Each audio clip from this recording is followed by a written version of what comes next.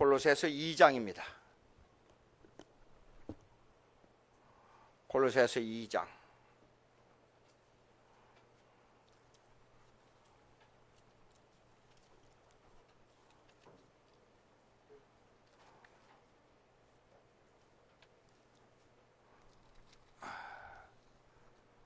(6절부터) 15절까지 교독하겠습니다. 6절 제가 읽습니다. 그러므로 너희가 그리스도 예수를 주로 받았으니 그 안에서 행하되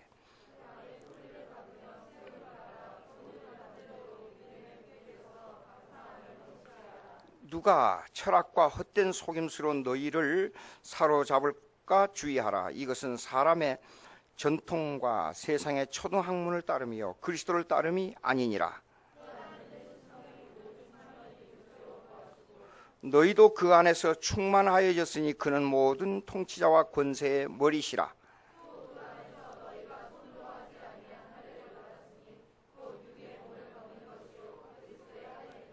너희가 세례로 그리스도와 함께 장사되고 또 죽은 자들 가운데서 그를 일으키신 하나님의 역사를 믿음으로 말미암아 그 안에서 함께 일으키심을 받았느니라.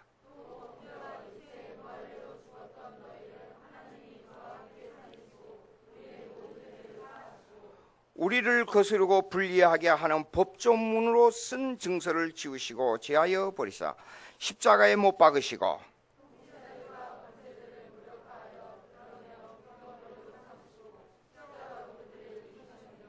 15절까지입니다.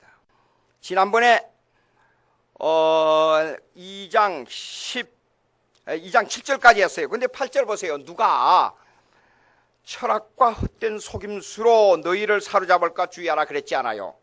이 말 한마디는 약 400년에 예수님이 오시기 전에 400년의 헬라 철학과 유대주의를 두고 하는 말입니다. 이 한마디가 엄청난 내용이 들어있습니다.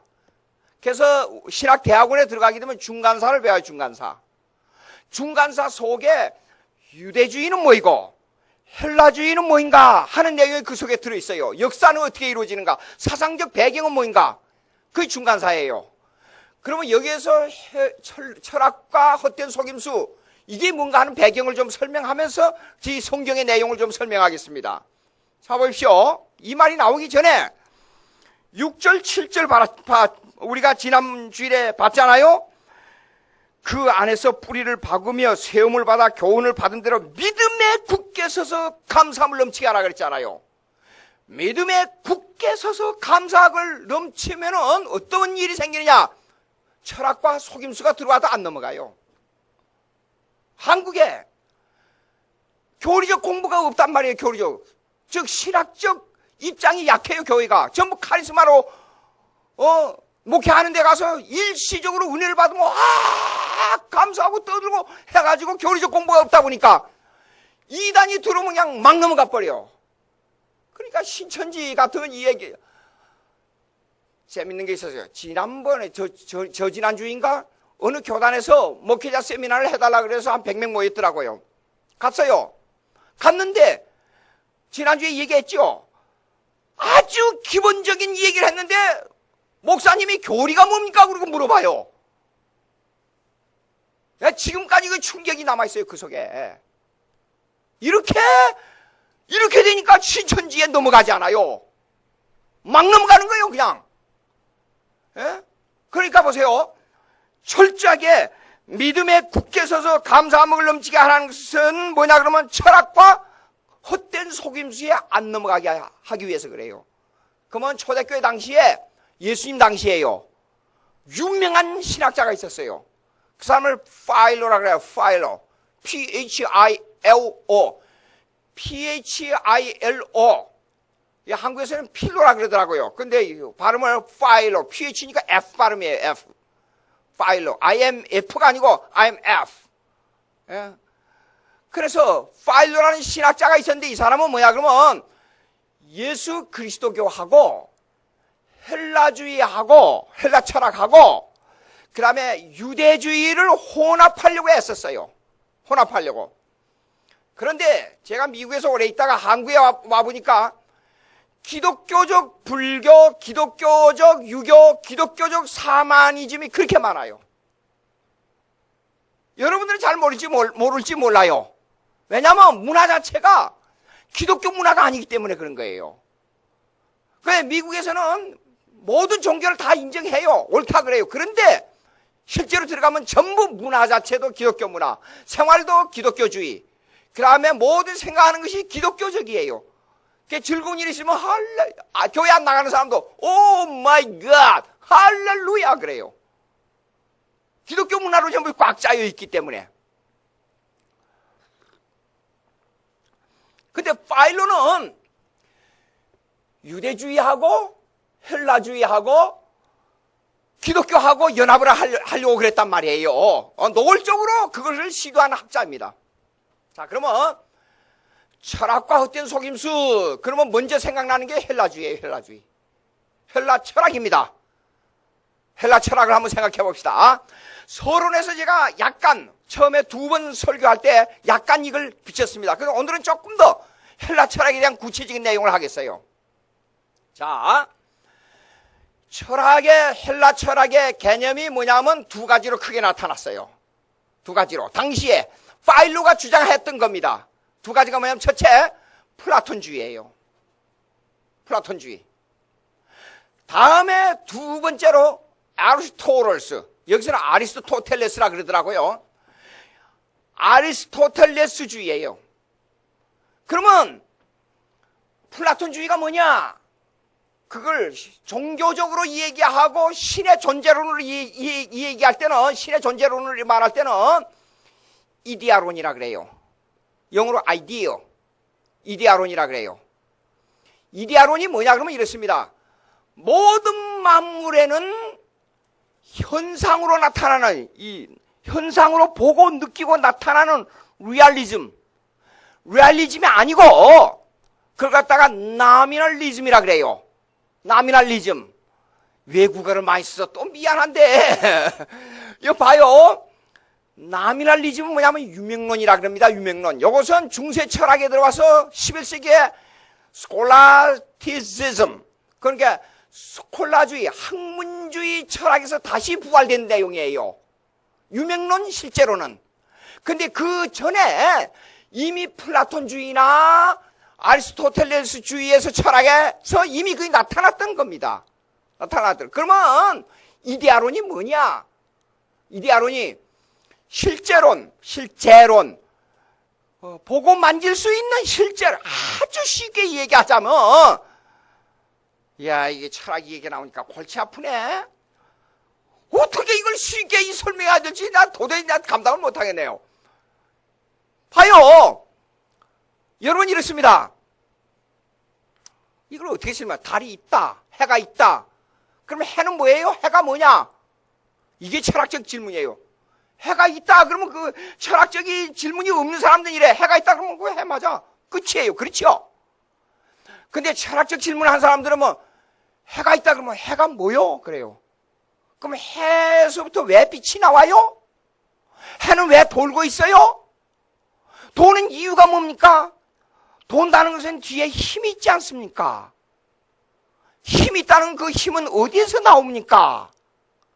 그러면 그 힘에 나온 원천이 나온다는 거 있는데 힘을 내는 곳은 어디입니까? 대답해봐요. 그런 내용에 대해서. 이게 철학적 질문이에요. 그렇죠? 그러니까 보통 사람들이 그냥 그러면 유명론, 나미널리즘은 뭐냐 그러면 해라는 그 원인이 존재하기 때문에 그 이름 따라 해가 있다. 그것이 유명론이에요. 이게 말이 쉬운지는 모르겠어요. 해가 있다 그러면 해가 있는 거예요. 그냥. 그 유명론이에요. 그러나 내가 해를 보고 있을 때 그 해의 힘이 무엇이냐는 걸 따져드는 것은 실제론이라 그래요. 아주 쉽게 설명하는 거예요. 지금. 이거 이해 못하면 안 돼요. 이거는. 이거 실제론이에요. 그런데 자 보세요. 있다고 하면 그냥 있는 걸 믿으라 그러면 그게 뭐예요? 신앙적이죠. 그렇죠?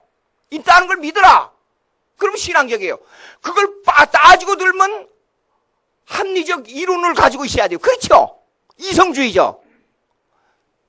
자, 그러면 이제 플라톤이 말한 이데아론으로 들어가 보겠어요. 이데아론.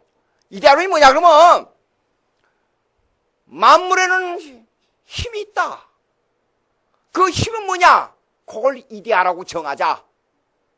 그 이데아는 하나의 개념이다. 그러니까 쉽게 설명하면 이거예요. 철학적으로 생각해 보세요.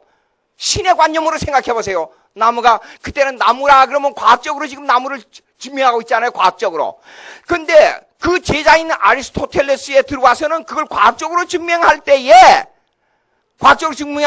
나무의 뿌리는 무슨 일을 하고 왜 나무 잎은 겨울에는 죽었다가 다시 살아나는가, 왜 파란 초록색 잎이 되는가, 이걸 따지는 것은 아리스토텔레스적이에요. 그러나 힘이 있으니까 나무가 자라고, 나무가 자라서 이렇게 커가는 것은 뭔가 이데아가 있다. 그러니까 그대로 믿어라. 이거는 플라톤적이에요. 어떤 고개를 끄덕끄덕 하는 거 보니까 여러분들 이해가 되는 분이 있는 거예요, 지금. 여러분, 철학을 쉽게 설명한다는 것은 대단히 힘듭니다. 제가 지금도 철학책을 계속 읽고 있는데, 읽을 때마다 골치가 아파요. 하여간 묘한 거예요. 그러니까 왜 그런 줄 알아요? 내가 이해하는 게 있어요.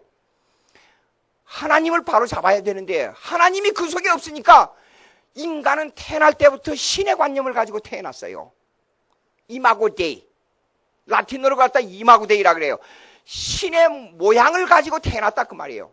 그러니까 자연히 예수를 그리스도로 안 받아들여도 신이란 걸 생각하게 돼 있어요. 인간은. 그래서 연구한 것이 바로 플라톤적인 생각이 나오는 거예요. 그래서 저 나무가 움직이는 거 보니까 뒤에 뭔가 힘이 있는데 그게 뭐냐? 이데아다. 그렇게 붙인 거예요. 그래서 만물의 개념을 이데아론적으로 본다 그 말이에요. 만물의 개념을. 어떤 분은 적는 분이 있으니까 받아 써 보실래요? 설교 시간에 이거 받아 쓴다는 게 참 묘한데 학과 시간도 아니고. 가보세요. 이 두 가지로 나타나는데 플라톤적인 생각이 두 가지예요. 첫째는 범신론이라 그래요. 팬티즘. 범신론이란 뭐냐? 모든 만물에 각자는 그 이데아가 있다 그 말이에요. 모든 만물에 각자는 그 각자가 가지고 있는 신이 있다 그 말이에요. 한마디로 딱 줄이자면 만물 자체 개체 이렇게 말합니다. 만물의 개체는 신을 가지고 있다 그 말이에요. 만물의 개체는 신을 가지고 있다. 생각을 해봐요. 지금은 해가 지구를 돈다 그러지만 해가 움직이는 걸 보고 도저히 과학적으로 증명이 안 되는 거예요. 그렇잖아요. 당시에는. 그러니까 저 속에 신이 들어있기 때문에, 즉 이데아가 들어있기 때문에 해가 움직이는구나 그렇게 생각한 거예요. 달도 그러고. 그리고 묘한 게 있잖아요. 북두칠성을 움직이는 거 보면 겨울에는 이쪽으로 조금 옮겼다가 여름에는 조금 이쪽으로 옮겼다가 저거 왜 그러는가? 저 속에 왔다 갔다 하는 신의 추가 들어있다 이렇게 생각한 거예요. 이것이 플라톤적이에요. 그 다음에 두 번째가 처음에 팬티즘이라 그랬죠. 범신론이죠. 그 다음에 두 번째가 페넨티즘이라 그래요. 자연신론이라 그래요. 자연신론. 플라톤의 개념 중에 두 번째 개념이에요. 그 이데아의 개념이 두 개로 나눠지는데, 그러면 페넨티즘이 뭐냐 그러면 만유재신론이라 그래요. 만유재신론. 만유 속에 하나님이 어떻게 작용하는가 하는 문제예요. 만유 속에. 자, 만유는 신 가운데 있으며 신에 의해 쌓여 있다 그 말이에요. 만유는 모든 만물은, 모든 우주는 신 가운데 있으며 신에 의해 쌓여 있다 그 말이에요. 그러면 하나님이 있으니까 이거 믿으면 천국 가겠네? 그렇게 생각돼요? 들어봐요. 잘 들어봐요. 만유는 신 가운데 있으며 신에 의해 쌓여 있다. 만유는 신 가운데 있으며 신에 의해 쌓여 있다. 맞지 않아요? 제가 볼 때는 이 말을 하면요, 하나님이 만물을 창조했으니까 90% 맞으니까 성경적으로 맞다 이렇게 생각될 수 있지요. 그런데 이걸 잘 들으세요. 벌려놓고 보면은 하늘과 땅 사이예요. 성경의 만물과 하나님의 개념하고 이 플라톤주의의 이데아론하고 막상 현미경을 가지고 쫙 조사를 해서 쫙 벌려놓고 보면 하늘과 땅 사이예요. 어떤 들으면 그러니까 철학과 속임수에 넘어가지 말라는 겁니다. 자 보세요. 제가 불교적인 입장에 유교적인 입장에게 여러분의 질문하게 되면 예수 믿는 사람들 한 80%는 제 말에 넘어갑니다. 질문하게 되면. 예? 그러니까 이 말만 그런 식으로 이 말만 제가 학교에서 그런 질문을 많이 해요. 기독교는 이적의 종교죠. 그러면 신학생들도 공부를 많이 한 신학생들도 예 대답해버려요. 근데 그게 아닙니다. 예? 기독교는 어떤 종교냐? 그렇게 하나님은 능력의 하나님이죠. 그게 100%입니까? 그럼 대부분 학생들이 대답을 해요. 아닙니다. 이런 속임수에 넘어가면 안 된단 말이에요. 무슨 말이냐 그러면 하나님은 어떤 하나님이냐 할 때 반드시 삼일체론으로 들어가야 돼요. 예? 인격적 하나님으로. 그럼 보자고요. 이 문제를 가지고 이렇게만 이거는 즉 말하자면 아까 말씀드렸잖아요. 유명론이냐 리얼리티냐 하는 문제. 리얼리티는 뭐야? 실제론이냐 유명론이냐 하는 문제만 가지고 딱 얘기하면 이것이 만물이 하나님 안에 있고 하나님에 둘러싸여 있다는 말이 맞아요. 그런데 잘 들어봐요. 그거와 인격적인 하나님과 삼일체의 인격적인 하나님과 어떤 관계를 가지고 있습니까? 잘 들으세요. 그것이 인격적인 삼일체 하나님과 어떤 관계를 가지고 있습니까? 딱 질문하면 대답이 안 나와요. 잘 생각해 보세요. 만물이 하나님 안에 있다 할지라도 그것이 인격적인 삼일체 하나님과 어떤 관계를 가지고 있습니까? 하고 딱 질문하면 대답이 안 나와요. 생각해 봐요. 자,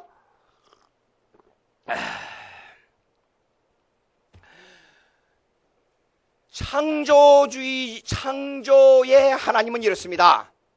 창조의 하나님은 이렇습니다. 하나님이라는 능력을 가지고 볼 때는 잘 들어봐요. 하나님이라는 능력을 가지고 볼 때는 하나님 아버지도 창조주고 예수님도 창조주고 성령도 창조주예요. 그렇죠? 그러니까 히브리서 1장을 보세요. 예수 그리스도를 창조주로 말하고 있어요. 요한복음 1장 해보세요.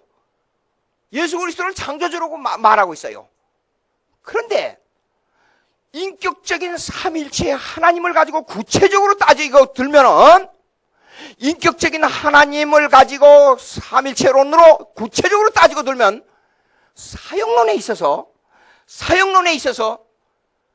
누구 어떤 분의 사역이 창조 사역이냐? 그렇게 말하면 아버지의 사역이에요. 아버지는 창조하시고 구속을 계획하시고 아들은 그 계획한 대로 구속을 완성하시고 성령은 그 구속을 우리 심령 속에 적용하는 거예요. 이 문제로 들어가면 아무리 하나님을 정확하게 말한다 할지라도 어떤 종교에서도 어떤 철학에서도 이 문제에 대한 것은 대답이 없어요. 중요한 얘기입니다. 그러니까 성경을 보시라고요. 성경을. 자, 삼일체 하나님을 규정하고 예수 그리스도를 이성 1인격으로 규정하는데 10년, 20년, 30년, 50년, 100년이 걸린 게 아니에요. 그걸 규정하는데 4세기부터 5세기 약 250년이라는 엄청난 기간을 통해서 그것이 교리사적으로 삼일체 하나님과 예수 그리스도의 인격론이 규정된 거예요.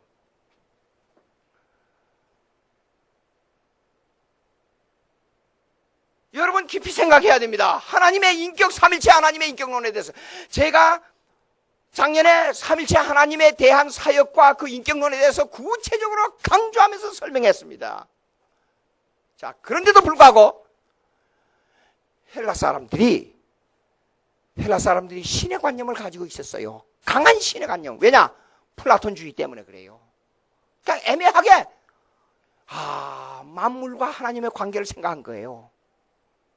만물과 하나님의 관계를. 그러니까 헬라 사람들이 그러면서도 아주 합리적이었어요. 왜 합리적이냐? 그의 제자인 아리스토텔레스 때문에 그래요. 생각해 봅시다. 만물이 하나님과 같이 하고, 여기 아까 적은 대로요, 만유는 신 가운데 있으며 신에 의해 쌓여 있다. 만유가 모든 만물이 다 쌓여 있다. 신과, 그러니까 창조론을 생각하지 않고 삼일체론을 생각하지 않고 신과 만물과의 관계를 생각한 거예요.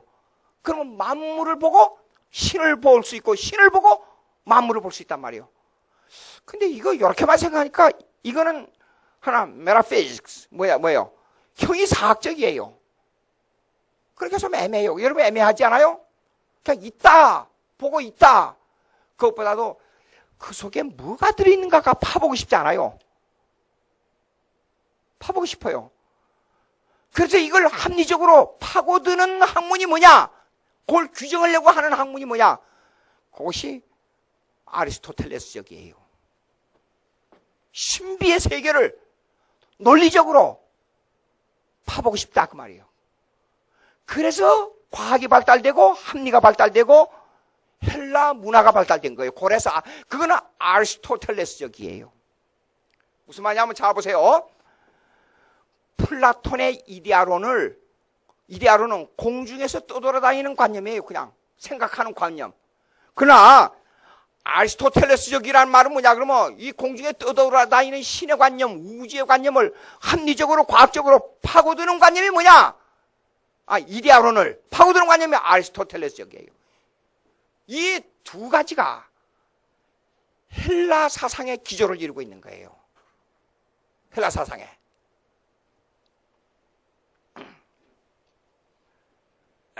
자 보세요.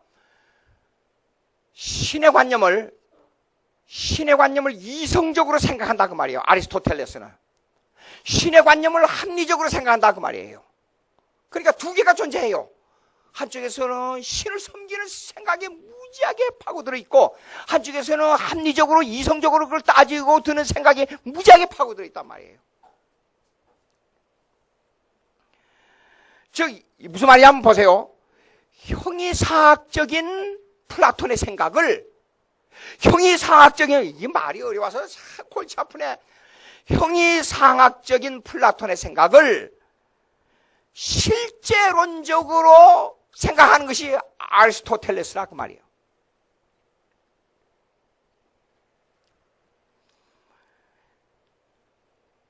여기 조금 이해가 되는지 모르겠지만 이것이 성경에 나와 있냐?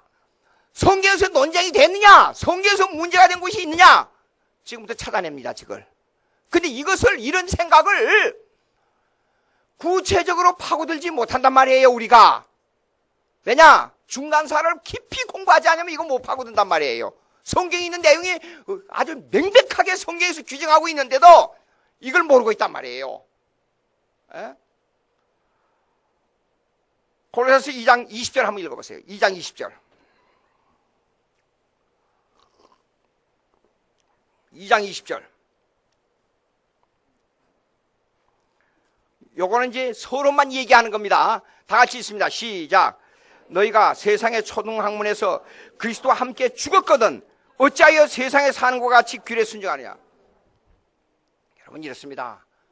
세상에 아무리 위대한 신의 관념도 세상에 아무리 위대한 학문의 관념도 기독교인으로 딱 들어와서 기독교적으로 그걸 바라볼 때는요 아주 시시하게 보여요. 제가 철학책을 요새 더욱 많이 읽고 있어요. 근데 The Philosophy of Problems, 철학의 문제점이 뭐냐 하는 책이 있어요. 그걸 읽어보니까 그 신학자들이 철학의 문제점을 지적한 책들이에요. 근데 철학의 관념을 읽다 보면요, 예수 그리스도를 받아들이고 철학의 관념을 읽다 보면 짜증이 나서 못 읽어요. 제가 언젠가 말씀드렸잖아요. 예? 에밀 브루너의 자유주의 신학을 읽다가 짜증이 나서 골치가 아파서 읽을 수가 없어요. 근데 성경을 읽다가 힘이 들어 이해가 안 되는 부분이 있어요. 그런데 갈수록 호기심이 생기고 갈수록 내 마음이 풀려요. 왜 그래요? 생명이 있기 때문에 그래요. 철학은 생명이 없어요. 그러면 이 문제가 어디서 나오냐? 한번 보자고요. 이 사도 바울이 구체적으로 지적한 것이 있습니다. 고린도전서 1장. 고린도전서 1장 20절.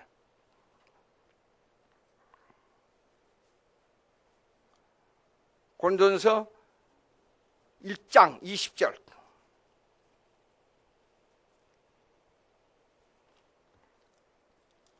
(1장 20절) 다 같이 시작. 지혜 있는 자가 어디냐? 가만히 여기 있습니다. 지혜 있는 자가 어디냐? 이 말은 무슨 말이에요? 헬라주의, 아까 말씀드린 플라톤주의나 아리스토텔레주의, 이거 아무것도 아니다 그 말이에요. 예, 그 다음에 읽어보세요. 시작. 선비가 어디 있느냐? 가만히 잠깐요. 선비는 뭐예요? 이건요, 사도행전에 나온 이 얘기입니다. 선비. 사도행전에 나오는 17장에 나온 얘기 조금 할 테니까, 그때 당시에 길거리에서 이 철학을 가리키는 사람들을 두고 하는 말이에요. 그거 필요 없습니다. 그 말이에요. 거기서 설명할 테니까. 그 다음에 다 같이 시작. 이 세대 변론가가 어디냐? 당시에는 이렇습니다. 아폴로기아, 변증론이라 그래요. 아폴로기아. 변증한 거, 변호한다. 변호의 대가들이 누구였냐면 아리스토텔레스를 이어온 헬라주의 철학자들이에요. 그래서 변론가가 어디냐? 이거 필요 없다 그 말이에요. 그런데 변론의 사건이 어디 나오냐 하는 문제가 나옵니다. 자 보자고요. 그 다음에 또 읽어보세요. 하나님, 다 같이 시작. 하나님께서 이 세상의 지혜를 미련하게 하신 것이 아니냐. 철학을 아무리 공부해도요, 골치만 아프지 생명이 없습니다. 예수 믿고, 난 놀란 것이 있었어요. 할머니 초등학교도 제대로 졸업 못하고 개우 성경을 읽는 분이 있었어요. 시골에서. 그런데 대학을 졸업한 예수 안 믿는 분하고 논쟁을 했는데 가만히 말을 들어봤어요. 근데 무식하게 말해요, 이 할머니가. 예수 믿는 얘기. 근데 그 대학생이 못 이겼어요. 그냥 쉽게 얘기해요. 젊은 학생, 죽는 것이 문제야. 사람이 아주 무식하게 얘기해요. 죽는 것이 문제, 죽는 것이. 사람 사는 것이 문제야. 죽고 사는 문제가 있는데 그 쓸데없는 소리 하지 마. 아주 쉽게 얘기하잖아요. 대학생이 대답 못해요.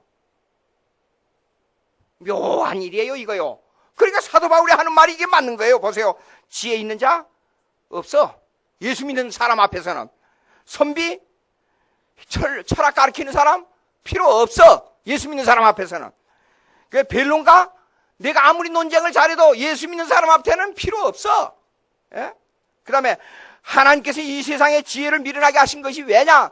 철학, 헬라주의 아무리 떠들어봐야 예수 믿는 지혜 앞에서 무슨 소용이 있냐? 필요 없어. 그 얘기입니다. 자 보세요. 21절 다 같이 시작.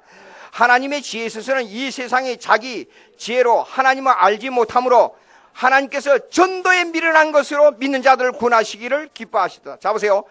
22절 다 같이 시작. 유대인은 표적을 구하고 헬라인은 지혜를 구하고. 여러분요, 필라소피 그러죠? 필라소피.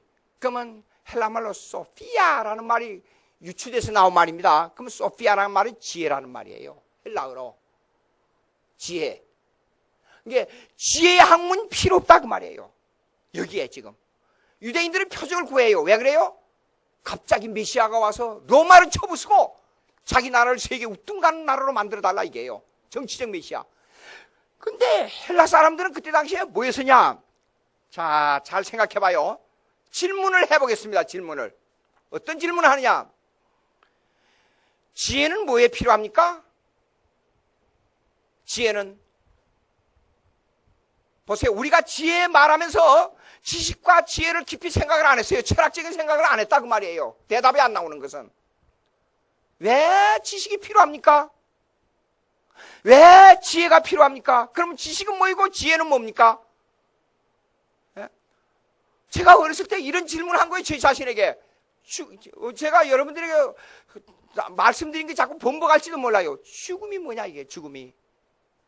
죽음의 실체를 알려달라, 이게요. 누가 나에게 죽음의 실체를 알려주느냐, 이게요. 그렇다면 내가 10년쯤 죽었다가 다시 살아나 보겠는데, 죽음의 실체를 누가 알려주느냐? 알려주는 사람이 없어요. 그런데 어느 누구도 이 문제를 언급한 것이 없는데, 오직 성경에 대해서는 죽음과 영생에 대한 것을 실체로 구체적으로 말씀하고 있어요. 이게 중요합니다.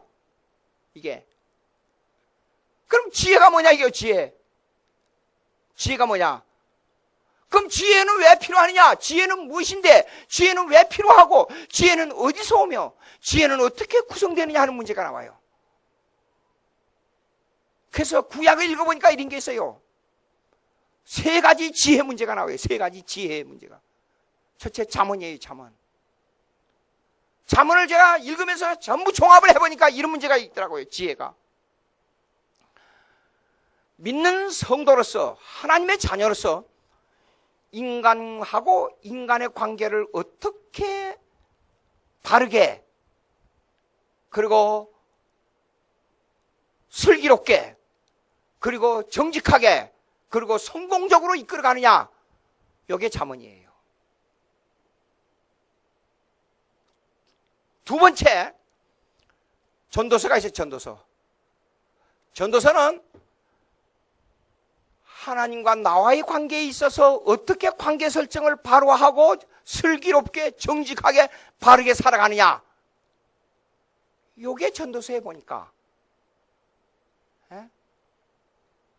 그러면 잠언은 차원으로 말하면 이래요. 1차원적 지혜예요. 그런데 전도서는 하나님과의 관계니까 2차원적 지혜예요. 그런데 욥기서는 보니까, 욥기서는 굉장히 문장이 어렵습니다. 시로 되어 있고. 그런데 욥기서는 하나님의 주권 사상이에요. 하나님의 뜻에, 모든 삶이 하나님의 뜻에 매였다 하는 것을 가르쳐주는 지혜예요. 그런데 신앙이 옅은 사람은 잠언서하고 전도서를 읽으면 그렇게 달콤해요. 근데 신앙에 깊이 들어가면 욥기서가 더 달콤해져요. 그래서 하나님의 주권 사상으로 들어가는 것이 참 지혜의, 진짜 지혜예요, 진짜. 욥기서. 그럼 지혜는, 지식과 지혜는 어디서 오느냐? 결국은 결론이 이겁니다. 하나님으로부터 옵니다. 하나님으로부터. 그런데 고린도전서 1장에 지금 사도 바울이 공격하는 게 뭐냐? 헬라 철학은 지혜가 인간으로부터 오기 때문에 필요 없다는 말이 아니고, 이게 별거 아니라 진짜 지혜는 하나님으로부터 와야 된다, 그 말이에요, 지금. 예? 하나님으로부터 와야 된다. 그럼 보세요. 지혜가, 사람 사는 지혜가, 헬라주의 사람 사는 지혜는 뭐냐? 생각을 해봐요. 사람 사는 지혜가 인간으로부터 왔기 때문에 어디에다 초점을 맞추겠어요? 어떻게 하면 잘 사느냐? 어떻게 하면 평안하게 사느냐? 어떻게 하면 다툼 없이 사느냐? 어떻게 사는 것이 부를 누리고 사느냐? 그런 데다 초점 맞출 거 아니에요. 보나 마나. 그렇지 않아요? 그것이 헬라 철학이에요. 간단히 생각해봐요. 공부를 많이 한 사람들이 더 성공적인 삶을 살잖아요. 간단히 얘기하면. 그러니까 배움이 많아야 된다, 그 말이에요. 그게 헬라 철학이에요. 그러니까 오늘날 공부를 많이 해가지고 교육을 많이 받아서 해야 된다 하는 것은 뭘 말하느냐? 사실상 철학적으로 말하자면 헬라주의에서 나온 거예요. 헬라주의. 그러니까 우리 중고등학교 때 르네상스 운동 배웠지요?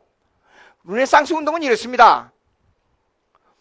말은 문예부흥이라고 하지만은 사실상 헬라주의 지혜로 돌아가자는 운동이에요. 헬라주의. 그러면 거기에서 기독교적 헬라주의는 뭐냐면 혹시 아는 분이 있는가 모르겠어요. 에라스무스라 그래요. 이 사람이. 기독교적 지혜를 찾는 사람이 누구였냐 그러면 기독교적 문예주의자예요. 그걸 에라스무스라는 사람이에요. 에? 여러분, 예수 잘 생각해봐요. 제가 가끔 얘기하죠. 잘 때도 주님의 은혜요, 못 때도 주님의 은혜요, 잘 때도 주님께 영광, 못 때도 주님께 영광. 하나님의 주권주의 사상이 돼야 되는데 예수 믿고 잘 되는 길만 생각하는 것이 헬라주의적 행복주의예요. 그 지혜를 찾는 주의입니다. 잘 들어보세요.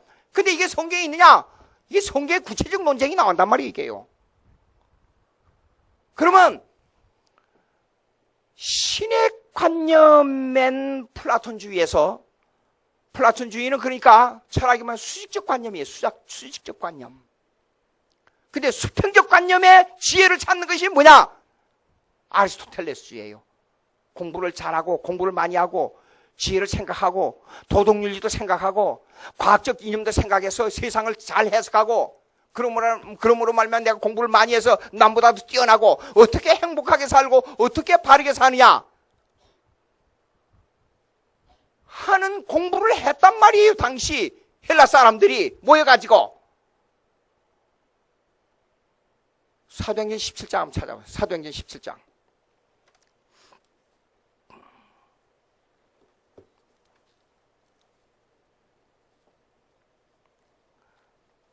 사도행전 17장입니다.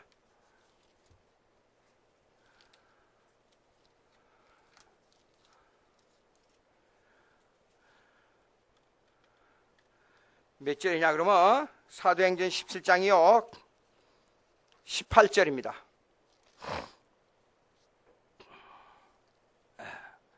16절부터 읽어봅시다. 한번. 제가 16절 있습니다. 바울이 아덴에서 그들을 기다리다가 그 성에 우상이 가득한 것을 보고 마음에 격분하여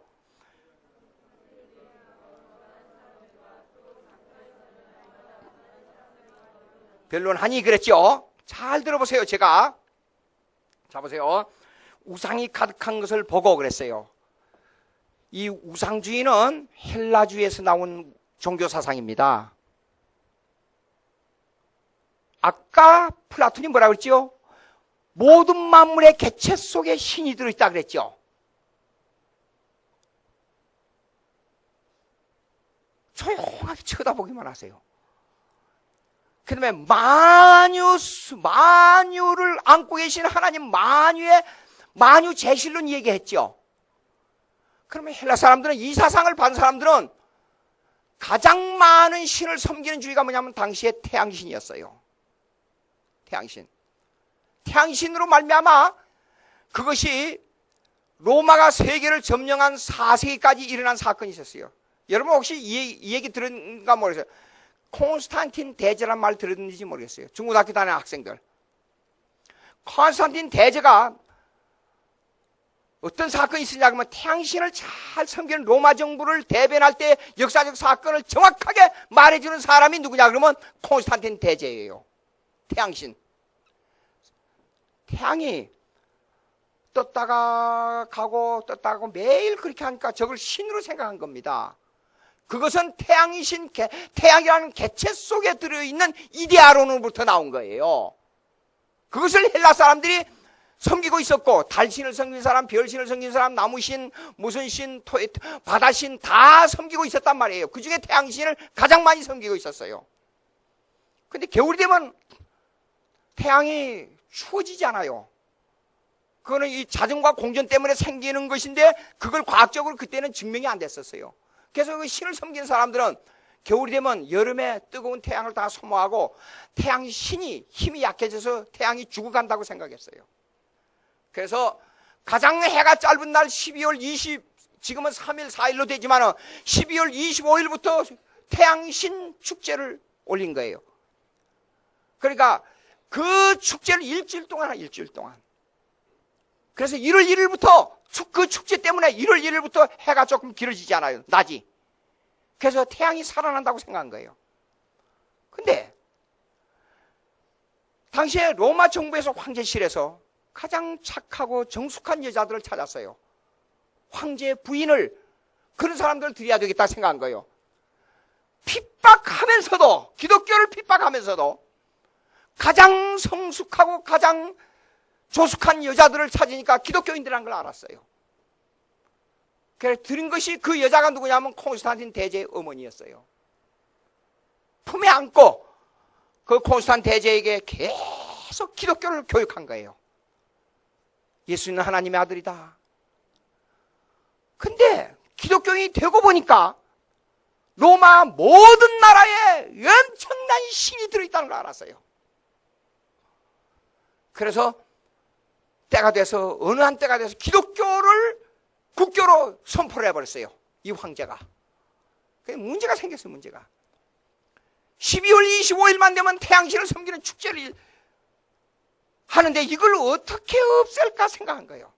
근데 마침 예수님의 생일날이 정해져 있지 않고 예수님의 생일이 언제인지를 몰랐어요. 당시에. 그리고 재밌는 게 있어요. 예수님이 십자가에 죽었다가 살아난 사건을요, 100년 동안 이것이 숨겨져 있었어요. 숨겨져 있었어요. 거의 100년간. 이것이 쉽게 말해서 기사화되지 않고, 이것이 돌출되지 않고 세상에 알려지지 않았어요. 사도들만 알고 복음 전도에만 사용된 거예요. 그리고 지내왔어요. 그 100년이 거의 가까워서 이것이 왜 그러냐? 사도들이 죽고 난 다음에 속사도들이 말로 전해서 이것이 나타나기 시작한 거예요. 지금 같으면 얼마나 세계로 퍼져버리겠어요. 근데 콘스탄틴 대제가 생각하니까 예수님의 생일이 구체적으로 안 정해져 있거든요. 옳지. 이 날을 예수님의 생일로 선포해버린 거예요. 사실은 태양신 섬기는 축제를 예수님의 생일로 바꿔버린 거예요.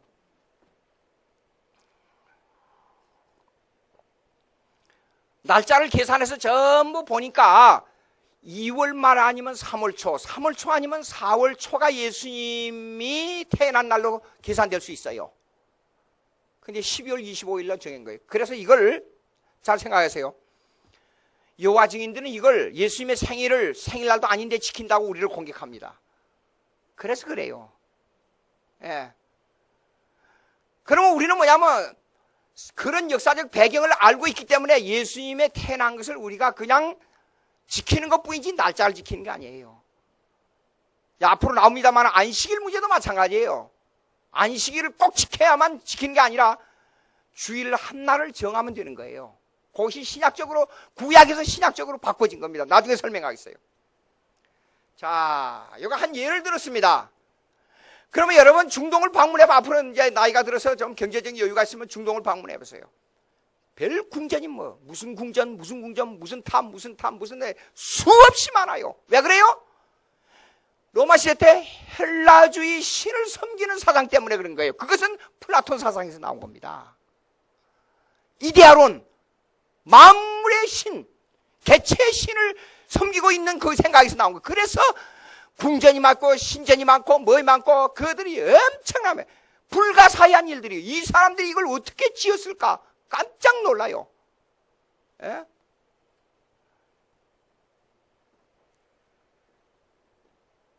바울이 예수 믿고 보니까 이게 문제가 있다는 걸 알았어요. 헬라주의적 귀신 사상, 헬라주의적 우상 사상, 이게 문제 있다는 걸 알았어요.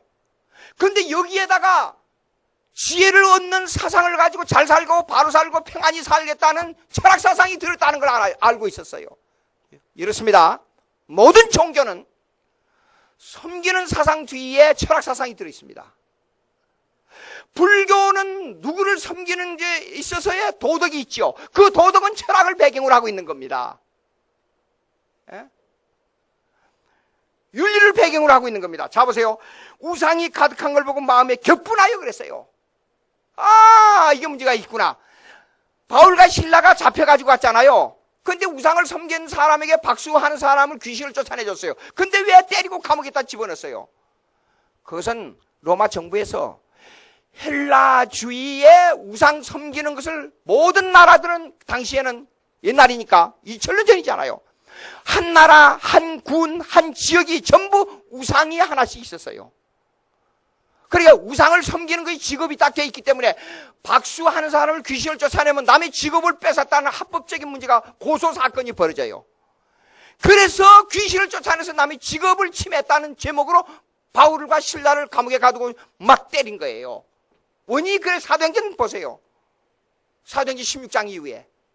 그래서 이 문제가 나타난 겁니다. 로마 정부의 배경을 알아야 돼요. 17절 읽습니다. 회당에서 유대인과 경건한 사람들과 또 장터에서 날마다 만나는 사람들과 변론하니. 자 보세요. 장터가 어디지요? 이걸 갖다가 스토아주의라 그래요. 스토아주의 철학이라 그래요. 스토아주의 철학은 뭐냐 그러면 이렇습니다. 스토아주의 철학은 길모퉁이 철학이라 그래요. 스토아주의 철학은. 그러면 스토아주의 철학은 뭐냐 그러면 인간의 철학을 통해서 지혜를 가지고 어떻게 잘 살고 어떻게 평안히 사느냐. 아까 지혜 얘기했잖아요. 그 주의예요. 근데 스토아라는 헬라 말은 무슨 말이냐 그러면 길모퉁이란 뜻이에요. 근데 이건 장터로 번역이 됐어요. 장터. 그러니까 이것도 이 번역을 제대로 해야 되는데 장터라 그러면 사실 안 돼요. 토론을 일으키는 길모퉁이란 뜻이에요. 그런데 보자고요. 여기서 변론하니 그랬잖아요. 아까 변론가가 어디 있냐 그랬죠. 고린도전서에. 그럼 변론은 뭐 있으면 무슨 말이냐면 길모퉁이에서 모여가지고 앉혀놓고 철학자들이 나와서 강의하는 거예요. 한참. 강의하는데 그 강의를 변론이라 그랬단 말이에요. 강의를. 그래서 유명한 철학자들이 거기 나와서 순서대로 강의를 했어요. 이걸 원래 스토아라는 말은 길모퉁이라는 뜻인데 그 다음 보세요. 18절 있습니다. 다 같이 시작. 어떤 에피쿠로스와 스토아 철학자들도 바울과 쟁론할 때 그랬어요. 그러면 아니 우상을 섬기면서 철학을 말하고 지혜를 말하는 이 장터에 가서 뭐 길모퉁이 가서 이 얘기를 하니까 스토아가 나와버리잖아요. 바로요. 여기서요. 이 사람들이 변론한다는 것은 철학을 강의한다는 뜻이에요. 그러니까 뛰어들어간 거예요. 바울이. 아니 이것들 봐라. 예수는 안 믿고 철학을 말하고 지혜를 말하는데 아까 고린도전서 1장에서 말한 대로 지혜가 어디 있으며 이게 어디냐 이게 틀렸단 말이에요. 예수 바로 믿고 하나님을 아는 것이 참 지혜인데 이게 틀려먹어서 틀려. 뛰어들어가서 바울이 탁 나타나서 이 얘기를 한 거예요. 예수에 대한 얘기를 지금 변론한 거예요. 전도를 쉽게 말해서. 이것이 그러면 에피쿠리안. 여러분 혹시 철학 사진 있으면 찾아봐요. 에피큐리안하고 스토아 철학이 뭐인가? 그러면 제가 지금 설명한 대로 이 내용이 나와요. 내용이. 그러면 쟁론할 때 그랬어요. 바울과 논쟁이 벌어져 버린 거예요. 이제 이 사람들하고 이 철학자들하고 쉽게 말해서 스토아주의자들하고 바울하고 이제 논쟁이 벌어진 거예요. 어떤 사람은 이르되 이 말쟁이가 무슨 말을 하고자 하느냐. 어떤 사람은 이르되 이방 신들을 섬긴 전한 사람. 왜 이방신이 나왔어요? 자 보세요. 우리 한국이 불교 국가가 되고 유교 국가가 됐을 때에 기독교가 들어왔지. 쓸 때 기독교인들을 이방인 종교로 해가지고 칼로 목을 쳐 죽였잖아요. 그러니까 그들의 입장에서는 이방이에요. 그러니까 예수님 당시에 죽을 때 예수님은 이방 전도자입니다. 자기를 하나님의 아들, 유대주의에서 볼 때는 이거는 이방인이에요. 이방인. 로마 황제주의에서 볼 때는 로마 황제를 거역하는 이방인이기 때문에 유대인이라는 왕의 제목을 붙여서 죽인 거예요. 십자가에. 헬라주의에서부터는 이 사람은 사상적으로 헬라주의, 아까요. 헬라주의 이방사상, 헬라주의 철학에서 볼 때는 이거는 사상적으로 이방인이에요. 그래서 대적한 거예요. 자, 보자고요. 그러니까 이방 신들을 선한 사람인가 하니 바울이 예수와 부활을 전하기 때문이라 그랬어요. 예수와 부활을 전하는 것이 이방인으로 취급을 받았다 그 말이에요. 한마디로 우리 한국적 입장에서 말하자면 유교와 불교적인 입장에서 볼 때 예수쟁이는 이방 종교라 그 말이에요. 똑같은 얘기입니다. 에? 자 보세요. 식구들 다 같이 읽습니다. 시작. 그를 붙들어 가며 말하기를 네가 말하는 이 새로운 가르침이 무엇인지 우리가 알 수 있겠느냐. 여러분 아까 다시 한번 들어갑니다. 삼일체 하나님의 신의 관념으로 볼 때는 전혀 다른 길로 가고 있는 거예요. 보세요. 철학에서 아무리 하나님을 얘기하고 불교, 유교, 모하메드 교가 아무리 하나님을 얘기해도 기독교와 접착점이 있느냐 이게요. 없습니다. 이해가 안 됩니다. 그러나 예수를 알고 나면 이 세상에 이보다 더 좋은 게 없어요. 지금 그런 현상이 벌어진 거예요, 여기요. 가보세요. 20절 다 같이 있습니다. 시작. 내가 어떤 이상한 것을 우리 귀에 들려주니 그게 무슨 뜻인지 알고자 하노라 하니. 아니, 이상한 것이라고 해서 이상한 거. 이상한 걸 들려준다 그랬어요. 예수 그리스도. 여러분, 예수 믿기 전에 예수 믿는 거하고 어떤 차이가 있는가? 제가 지금 말씀드리는 건 이랬습니다. 이 세상에 살면서 직장에 나가지도 말고 밥도 먹지 말고 숨도 쉬지 말고 살아라, 그 말이 아니에요. 뭐냐 그러면 내 생활 속에 성령 충만은 뭐냐 그러면 어디 가서 그냥 자기 혼자 취해가지고 다다 그냥 이 돌발적으로 취해 있는 그것이 성령 충만이 아니에요. 밥 먹고 걸어가고 운동하고 생각하고 공부하고 일하고 하는 모든 것이 하나님 중심의 성령 충만의 생활입니다. 예? 잘 생각해야 돼요. 제가 지금 여러분에게 말씀드린 것은 두얼리즘, 이원론적인 생활을 하라 그 말이 아니에요.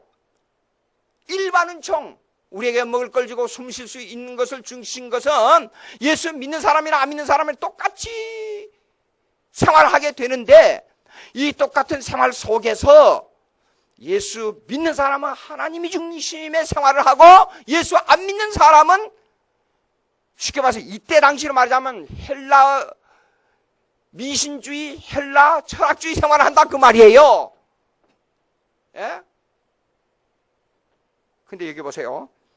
나중에 초대 교부들의 역사를 보게 되면 이때는 이 바울이 전도했고 몇 사람 전도 못했어요.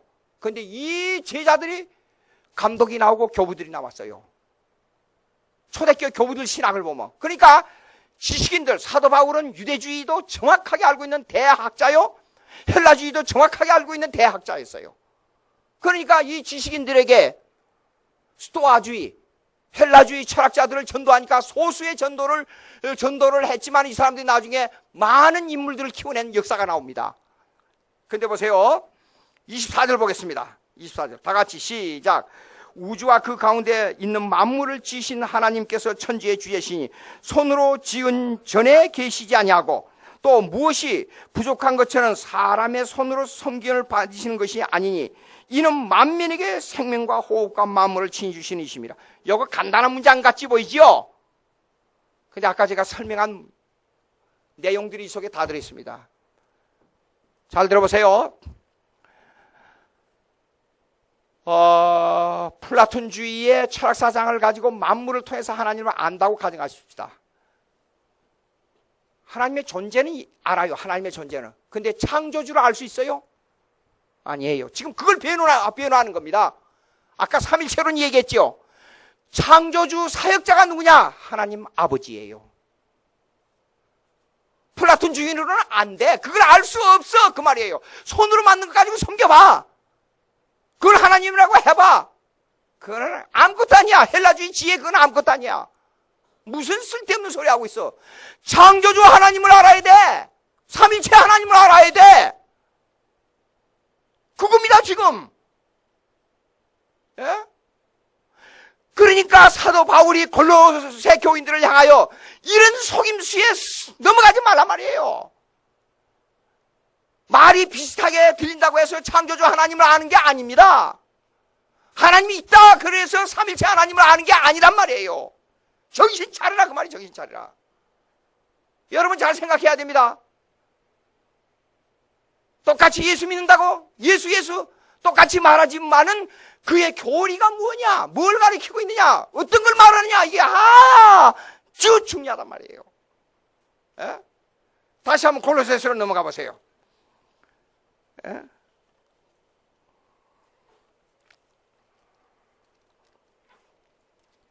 골로새서 다 보십시오. 8절 다 같이 시작. 누가 철학과 헛된 어떤 속임수로 너희를 사로잡을까 주의 알아요. 이단은 들어와서 뭡니까? 사람을 사로잡아요.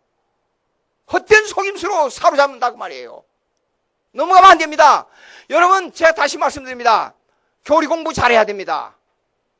그리고 그 교리는 머릿속으로만 하는 게 아니라 가슴으로 받아들이는 겁니다. 교리는 가슴으로 받아들이고 그것이 삶 속으로 연관돼야 돼요. 생활 속으로. 교리는 딱딱하고 교리인 거니까 머릿속으로 한다. 천만의 말씀 아닙니다. 예? 그것이 어떻게 생활 속으로 연결되고 어떻게 믿음의 생활을 하느냐. 삼일체, 그러면 삼일체로 머리로만 하는 게 아니에요. 그것이 신앙 생활을 하는데 가장 기초가 되는 겁니다. 몇 마디 안 되지만 오늘 중요한 걸 여러분에게 말씀드렸습니다. 헬라주의 사상이 오늘날 우리 한국의 입장과 똑같은 양상이 벌어집니다. 세계 역사는 아이러니를 반복한다는 말이 있어요. 역사는. 그때 당시의 역사가 나타나는 형태만 다르지 우리의 기독교 속의 한국에도 똑같은 이런 현상이 지금도 일어나고 앞으로도 일어날 것이에요. 극히 조심하고 속임수를 떼내는 방법이 뭐냐? 교리 공부 바로 하고 하나님 앞에 바로 서고 주님 중심의 신앙, 삼일체 신론 중심의 신앙생활을 바로 해야 된다. 그 말입니다. 기도하십시다. 하나님 아버지 감사합니다. 저희들에게 예수 잘 믿을 수 있도록 바른 교리 가지고 믿음 바로 가지고 하나님께 영광 돌리는 삶을 살 수 있도록 축복해 주시옵소서. 예수님의 이름으로 기도합니다.